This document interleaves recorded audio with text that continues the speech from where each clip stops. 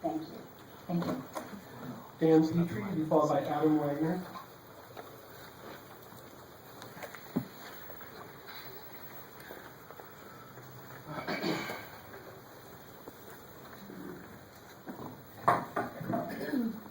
My name is Dan Petry, and it's nice to be here for the Board of Supervisors.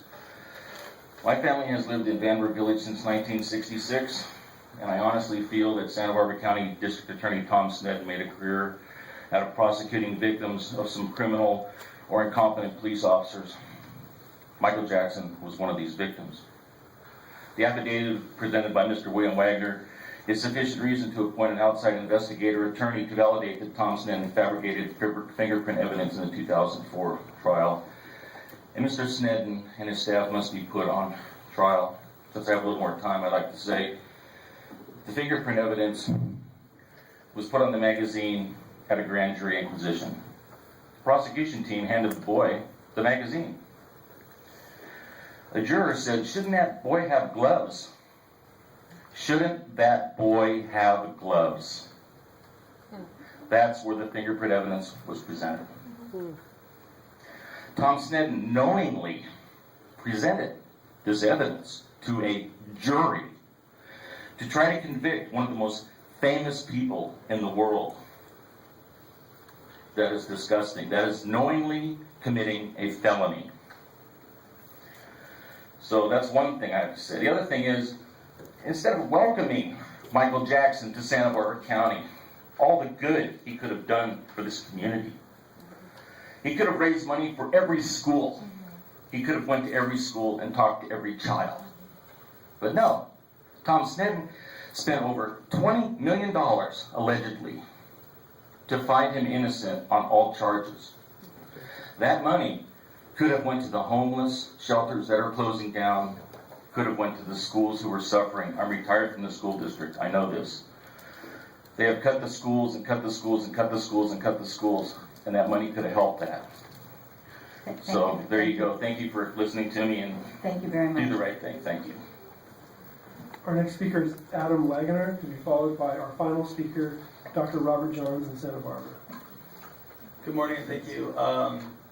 Some of you may already know that I'm actually William Wagner's son, and having been a volunteer producer and director over at Santa Maria Community Television, I've had the opportunity to observe and understand a lot of the information that William Wagner discovered during the course of the Michael Jackson trial. So I'm in favor and in support of the indictment and the investigation of Tom Sneddon as well as his team.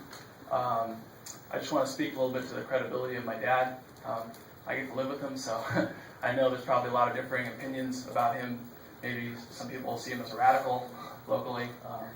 However, I believe that if you look at some of his findings, you'll find that it's very credible information that he's come across, and that he'll be doing some justice for the community as well as for the system in general by taking his advice on this affidavit. Thank you very much. Thank you.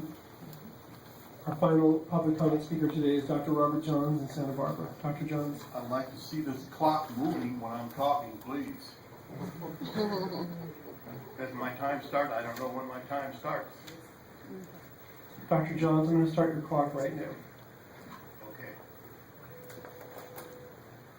I am Dr. Robert L. Johns, PhD, clinical psychologist. In 1955, late 55, can you hear me? Yes. I was discriminated against by this racist county board of supervisors. What I'm hearing now is so beautiful. I've been fighting these racists since 1955, and I'm going to continue. But I want to join your group because Sneddon is a racist. He is a racist. He held a news conference before the trial and indicted Michael Jackson in that news conference right here in Santa Barbara. He's a racist, a dirty, filthy racist. And I want to tell you something. Sneddon, all over the country, prosecutors sent him letters. What are you thinking, Sneddon? That's how racist we are in this county. I live here. I want to hook up with this group. I want to fight with you. But these county board of supervisors, Farr, Carbajal, they'll never appoint a prosecutor, special prosecutor, because they're dirty racists. Racists. And as Farr, she in 2008 violated the 1965 Voter Rights Act right here in this county and got away with it. The judges here, it's all hooked up, it's criminal. You got 12 more seconds here. It's criminal. So I want to join up and fight these racists like Carbajal. Carbajal, turn in your elections. Your time is up. Thank you, Dr. Jones. Yes. I'll deal with you next week, Carbajal. That concludes public comment. Thank you, everybody. The board is going to take a 15-minute break. We'll come back at 10:15 and take up our departmental agenda item number 1.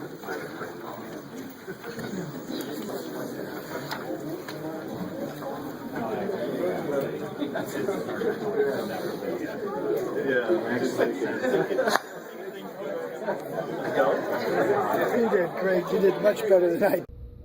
Why don't we start here then with Daniel Petry, and then if Dr. Jones is available, we'll go back to Senator Robert.